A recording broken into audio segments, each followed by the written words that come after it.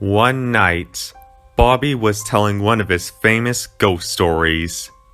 And so, the ghost engine rattles along the rails, whistling thick to burst, and then disappearing into the tunnel. All the engines shivered a little, except for Rem. That was a good ghost story, Bobby, but it wasn't quite scary enough for me. Well, you haven't met the ghost engine, Rem. Who knows? Maybe he might visit us tonight. You don't think he will he? It's okay, Shira.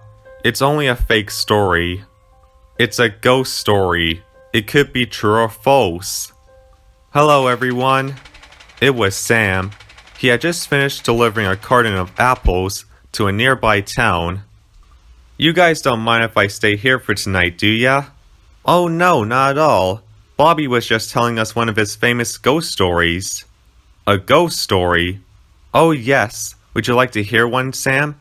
They're really good. And quite chilling. Sure. I love scary stories. Very well then. I'll tell you the story about the engine and the haunted tunnel. So Bobby began his story again, and once it came to an end, Sam interrupted. That's not just a story. That actually happened. All the engines looked at Sam. Did it really, Sam? Oh yes, but Bobby's story is completely different. Could you please tell us the whole story, Sam? Very well, but it's a lot more scary. And so this is the story that Sam told. Once upon a time, there was a pickup truck named Danny, a green engine named Giant, and a pug and a Ginty engine living in a shed together, and all four were best friends. One night, their controller asked Giant to take a midnight passenger train. Giant was very happy to do so. He whistled goodbye to his friends, and he went off into the night. It was a full moon that night. Giant was making great time. The signals were down, and the wind was blowing nicely. Then suddenly, an owl hooted, and the mist began to roll in. Giant couldn't see as he went into the tunnel. On the other side, the signalman was waiting for Giant and his train to steam past, but they never did. The next morning, the two engines and the pickup truck were worried about their friend. They didn't know where he was. That morning, the controller told the three that Giant, along with the passengers, had mysteriously went missing last night. The three didn't want to believe it, but they knew that something had happened.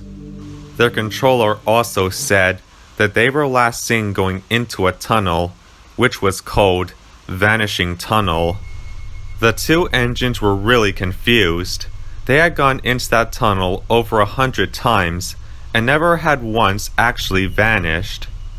They all feared for the worst, for they had lost their friend and the hundreds of lives aboard the coaches. That night, the two engines went to the tunnel where their friend was last seen. Neither of them wanted to go in, for they feared that they would disappear as well. Then suddenly, they both heard Giant's whistle. They both called out for him, "Giant, is that you?" But he didn't reply.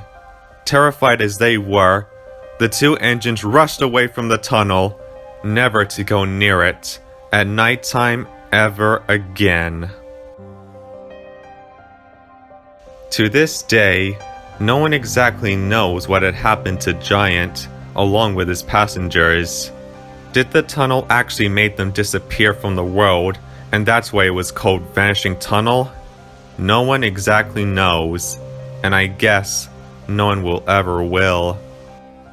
And so every year of the night of their disappearance, the engine, along with its coaches, rattle along the rails, whistling thick to burst while going into the tunnel, and then never coming out of the other side.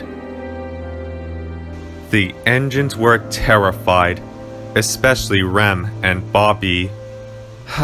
How do you know this, Sam? Because the pickup truck who was friends with those engines told me the whole story before he was sent away to another railway. The engines were amazed, all of their eyes wide and opened. Some of the people who live near Vanishing Tunnel can sometimes hear Giant's whistle from inside, trying to find his way out, but he never does.